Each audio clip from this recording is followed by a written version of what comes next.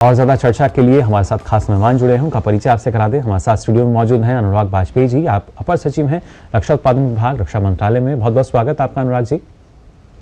सबसे पहले जानना चाहेंगे, एक नई उपलब्धि जो हमने अर्जित की है और एक समय था जब हम कोशिश कर रहे थे कि कैसे आत्मनिर्भरता की तरफ आगे बढ़ेंगे, लेकिन ये जो आंकड़ा हमारे सामने आया है, कितनी बड़ी उपलब्धि आप इसको देख रहे हैं?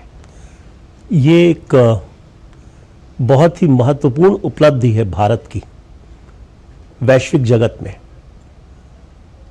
अगर हम इसमें देखें तो इसमें हमारे देश की, हमारे रक्षा मंत्रालय की, हमारी सरकार की जो दिया गया। जी अनुराग जी, और खासतौर से शुरुआत जैसे आपने की कि नियत, नीति और जो निर्णय इसमें काफ़ी महत्वपूर्ण है, जो उपलब्धि हमने अर्जित की है। लेकिन अगर जब हम निजी क्षेत्र की बात करते हैं, क्योंकि ना सिर्फ युवा बल्कि निजी क्षेत्र की जो इसमें भागीदारी नज़र आती है और इस तरह का प्रावधान रखना, क्योंकि ये अपने आप में काफ़ी अहम होता है कि इस तरह के जब निर्णय हम ले रहे हैं और ना सिर्फ नीतियाँ बल्कि जब इस तरह के निर्णय हम ले लेते हैं तो उसके परिणाम किस तरह के रहेंगे, सारी चुनौतियाँ सामने थी। और उन्हीं के बाद आज देखते हैं कि स्थिति बिल्कुल विपरीत नज़र आती है। आयात से निर्यात का जो सफ़र है, बिल्कुल यही मैं कहना चाह रहा हूँ कि प्रोसीजरल रिफॉर्म्स जब किए गए, प्रोसीजर्स जो थे सिंप्लीफाई किए गए, फिर हमारी जो थी डिफेंस लाइसेंसिंग पॉलिसी जो थी इंडस्ट्रीज के लिए, उसको लिबरलाइज किया गया। हमारे लिए एक इंडस्ट्री के लिए, इंडस्ट्री की ग्रोथ के लिए कंड्यूसिव रेजीम दी गई, जिसका असर मैं बताना चाहूंगा जी कि एक समय में 2014-15 में जो भारत में डिफेंस इंडस्ट्रीज केवल 214 हुआ करती थी, वो 2023-24 में बढ़कर 661 हो गई बड़ी इंडस्ट्रीज। इसके अलावा एमएसएमईज की ग्रोथ इस सेक्टर में जी, जो करीब 8000 एमएसएमईज जो पार्ट्स, कंपोनेंट्स वगैरह सप्लाई करती थी, वो आज की तारीख में बढ़कर 16000 से ज्यादा हो गई हैं केवल पिछले 10 वर्षों में। अगर देखा जाए तो ये एक चेंज, बहुत बड़ा चेंज आया जी। बिल्कुल। और ये जो 10 वर्षों के जब हम बात करते हैं, पिछले एक दशक को देखा जाए और जो इसके आगे वाला दशक है इसको हम देखें, तो कहीं ना कहीं इसमें काफी वृद्धि हुई और शायद 21 गुना का इजाफा जो है इसमें हम देख पाते हैं। बिल्कुल। अगर आप, जैसा कि आपने अभी ये आंकड़े रखे थे सामने कि 2004-05 से 2013-14 तक जो था, केवल हमारा जो एक्सपोर्ट था, जो निर्यात था, वो 4300 करोड़ के आसपास था जी। वो बढ़कर पिछले दशक में 2014-15 से 2023-24 के बीच में जो है बढ़कर 88,000 करोड़ से ऊपर पहुंच गया है। ये एक मामूली वृद्धि नहीं है, ये हमारे देश की इंडस्ट्री का कंट्रीब्यूशन है, इसमें प्राइवेट इंडस्ट्री का कंट्रीब्यूशन है और उनके इफर्ट्स अगर देखे जाएं, वो कैसे जो है ग्लोबल सप्लाई चेन में वो कैसे इंटीग्रेट हो गए जाके। और हमारी एक और इस समय बहुत बड़ी उपलब्धि है जो मैं आपको, आपके सामने, दर्शकों के सामने जरूर रखना चाहूंगा, वो ये है हमारी टेक्नोलॉजीज। आज की तारीख में जो हमारे जो यंग ब्रेन्स जो है, जो ब्राइट ब्रेन्स हैं, जो नई टेक्नोलॉजीज डेवलप कर रहे हैं, उसकी उस पर जो इस समय नजर है वो विश्व के बड़े बड़े देशों की है इस समय जी।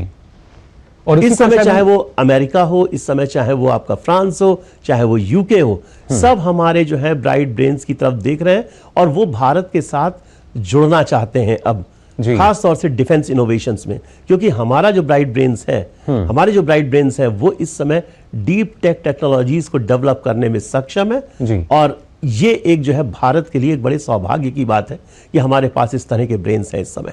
बिल्कुल। और ना सिर्फ इजी ऑफ डूइंग बिजनेस की जब हम बात करते हैं या जिस तरीके से इनोवेशन का आपने जिक्र किया, उन्हीं का एक हम कह सकते हैं कि जो सदुपयोग है वो हम जाहिर तौर पर देख सकते हैं। लेकिन जो देश का एक हमारा पूरा जो रक्षा क्षेत्र है उसको कितनी और मजबूती इससे मिलती हुई आपको नजर आती है? रक्षा निर्यात में तो लगातार रिकॉर्ड इजाफा हमने देख लिया है, कितना फायदा इसके जरिए हमारे इस क्षेत्र को मिलेगा? जो हमारी जो डीप टेक्नोलॉजीज जो डेवलप करने की क्षमता जो बढ़ी है हमारी जी, वो जो है हमारे जो है एंकर इंडस्ट्रीज जो है वो उनके साथ इंटीग्रेट हो जाते हैं जाके। तो इससे क्या होता है कि जो टेक्नोलॉजीज अब तक हम जो बाहर से हम जो डिपेंडेंट थे, वो अब हमारी डिपेंडेंसी कम होती जा रही है। अब हम इंपोर्ट हमारा लगातार कम होता जा रहा है। अगर आप देखें तो पिछले 2018 से बेसिकली 2018-19 से 2023-24 तक डिफेंस इंपोर्ट जो है वो 46% से नीचे आ गया है और वो 35% के पास आ गया है जी। तो अब हम बेसिकली आयातक से निर्यातक की तरफ बढ़ चुके हैं और ये हमने एक बहुत लंबा रास्ता तय किया है।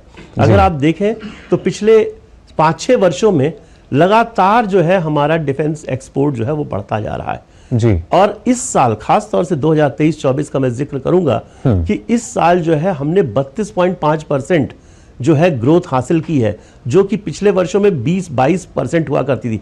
इसके मतलब एक क्या है जी। इसका मतलब है कि अब हमारी इंडस्ट्रीज, हमारे स्टार्टअप्स मैच्योर हो रहे हैं, हमारी टेक्नोलॉजीज मैच्योर हो रही हैं और जिस पर जो है दूसरे देश भी देख रहे हैं और आज की तारीख में जो फॉरेन ओईएम्स है वो भी भारत में आके स्टैब्लिश करना चाह रहे हैं अपने को मेक इन इंडिया के तहत, क्योंकि उनको ये लग रहा है कि भारत जो है एक इमर्जिंग ग्लोबल हब के रूप में उभर रहा है जी। तो इस वजह से अगर आप देखें तो हमारी इंडस्ट्री की जो डिमांड है वो ग्लोबली बढ़ रही है और आज की तारीख में हम 100 से ज्यादा देशों को एक्सपोर्ट कर रहे हैं जी। यानी एक नई भूमिका जो है वैश्विक पटल पर वो देखी जा सकती है और उसी वजह से अगर देखा जाए अनुराग जी तो कहीं ना कहीं मेक इन इंडिया जो है उसको और ज्यादा मजबूती इसके तहत मिल रही है। बिल्कुल बिल्कुल, जैसा मैंने अभी आपसे कहा था कि जो बड़े देश है जी, जहां पे पहले जो आपकी जो कंपनियां डिफेंस कंपनी होती थी जो कि पूरे विश्व को सप्लाई करती थी, वो अब भारत में आना चाहती हैं और जॉइंट वेंचर्स को एस्टैब्लिश करना चाहती हैं। वो भारत में आके ही प्रोडक्शन करना चाह रही हैं क्योंकि उनको एक ये चीज जरूर दिख रही है कि भारत एक इमर्जिंग ग्लोबल हब है, जो मैंने अभी कहा। तो इस वजह से और यहाँ पे जिस तरह से टेक्नोलॉजीज डेवलप हो रही हैं, नई टेक्नोलॉजीज डेवलप हो रही हैं, वो उनके लिए एक इंटरेस्टिंग जो है बात है और उसको वो भी यूज करना चाहते हैं इस तरह से। जी बिल्कुल, क्योंकि कहीं ना कहीं हम कह सकते हैं कि जो ध्रुव तारे के समान पूरे विश्व में जिस तरीके से एक चमकती हुई भूमिका में नजर आ रहा है भारत, और उसमें जब हम रक्षा क्षेत्र की बात करते हैं तो निगाहें अब भारत पर हैं। अब से पहले जो भारतीय थे जिस तरीके से बाहर काम कर रहे हैं, लेकिन अब वो भारत में रहकर काम कर रहे हैं, उस दिशा में काम कर रहे हैं और कोशिश ये कर रहे हैं कि रक्षा क्षेत्र को और किस तरीके से मजबूत कर सकते हैं। तो ऐसे में अभी तक जो आंकड़ा 100 का आपने बताया कि 100 देशों को हम निर्यात कर रहे हैं, तो आने वाले समय में इसमें भी और ज्यादा इजाफा होता हमें नजर आएगा। बिल्कुल, क्योंकि हम जो है हमारी जो नजर है वो इस समय ऐसे एक तरह से देखा जाए तो भारत जो है सभी के साथ फ्रेंडली है, सारे जो विश्व के जितने भी देश है सबके साथ फ्रेंडली है। और दूसरी चीज ये है कि भारत पर एक भरोसा है दूसरे देशों का, क्योंकि भारत की जो अगर पॉलिसी अगर आप देखें तो वो एक प्रमोट करती है इंटरनेशनल पीस को जी।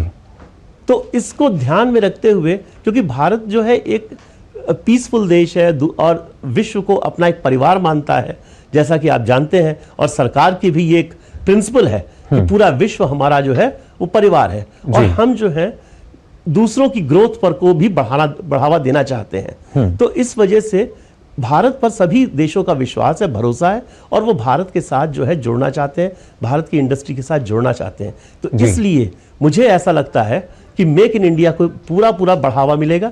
और जैसा मैंने कहा कि हम एक लंबा सफर तय कर चुके हैं पिछले 7-8 वर्षों में एक्सपोर्ट के तहत, और आगे जो है ये जो सफर है ये मुझे लगता है चलता रहेगा, क्योंकि it is never ending process, growth होती रहेगी और हम पूरे विश्व को साथ लेकर जो है ग्रो करते रहेंगे। जी बिल्कुल, वसुधैव कुटुंबकम की हम बात करते हैं और प्रधानमंत्री भी कहते हैं विश्व कल्याण के लिए लगातार हम इस तरह के जो प्रयास हैं वो कर रहे हैं। लेकिन जो वित्तीय वर्ष में हमने देखा है 23-24 में जो उपलब्धि अर्जित की है, तो अब जो नया वित्त वर्ष शुरू हो चुका है इसमें भी हम मान के चल रहे हैं कि जो रिकॉर्ड है इस बार भी टूटेगा। बिल्कुल टूटेगा, क्योंकि हम जो है अपना टारगेट ऑलरेडी बढ़ा चुके हैं जी। हम जो है इस बार सोच के चल रहे हैं कि हम 30,000 करोड़ के आसपास पहुंचेंगे जाके, तो 24-25 में 2024-25 में तो हमें लगता है और हमारे एफर्ट्स इससे ज़्यादा होंगे और हमारी इंडस्ट्री जो है वो ज़्यादा डिमांड में होगी दूसरे देशों में। और जो देश जिनको हम एक्सपोर्ट कर रहे हैं, जो 100 से ज़्यादा मैंने बोले, वो हो सकता है कि वो 135-140 से ज़्यादा हो जाए। तो बिल्कुल ये आप तय मानिए कि हम लोग जो है इस बार भी एक्सपोर्ट में 2023-24 से ज़्यादा ही करेंगे। ये भरोसा मैं जरूर देना चाहूँगा सरकार के बिहाफ पे अपने दर्शकों को। जी बिल्कुल, और देखिए नया भारत है जो कि लगातार प्रगति कर रहा है और इन सब का फायदा हमारे देश की अर्थव्यवस्था को भी मिलता है और यही जो देश है वो विकसित भारत की तरफ आगे भी बढ़ रहा है। फिलहाल अनुराग जी, आपका बहुत बहुत शुक्रिया हमारे साथ जुड़ने के लिए।